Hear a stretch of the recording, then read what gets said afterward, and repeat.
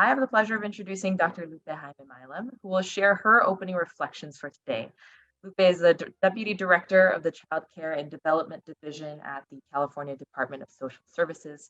She's also a member of the Early Childhood Policy Council and the National Association for the Education of Young. Welcome, Lupe. Thank you. And thank you so much for the invitation for I to be able to provide these opening remarks. It is always my privilege to be able to join you all this afternoon. Let me start by just highlighting that CDSS serves as a nexus of family support services within CDSS North Star of leading with a whole child lens that centers around equity. Prior to the transition, CDSS conducted a year of extensive feedback across several different stakeholder groups, both targeted as well as global.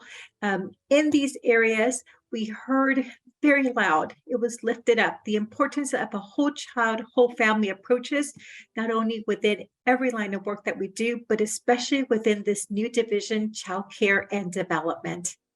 We also heard from EC workforce and families that shared their lived experience in the EC rate reform and quality work and other spaces about the many struggles that families face, including but beyond finding access to a quality ECE seat, and really highlighted for us the need to lead with a whole child, whole family lens. Seems like we're all lifting up a common thread here, as you can see. It's important to also recognize that some communities have multi-layers of need and how important it is to take a deeper look at the community content to identify the communities within greater need and to have the tools to enable us to understand how our youngest learners are doing. All this is critical to the work that we're doing and how we target our resources as well as track progress, which is areas that we are currently doing some investments in, especially around the data.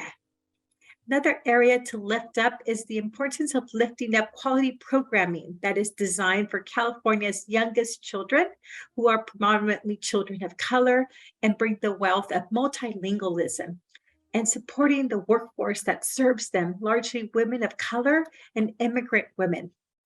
Therefore, I invite us all that as we're co-creating and building on a momentum around a more productive conversation about quality and the racial equity lens, that it is critical to how quality is defined and supported in California, and that opportunity to make important advancements through the assessment of Quality Counts California.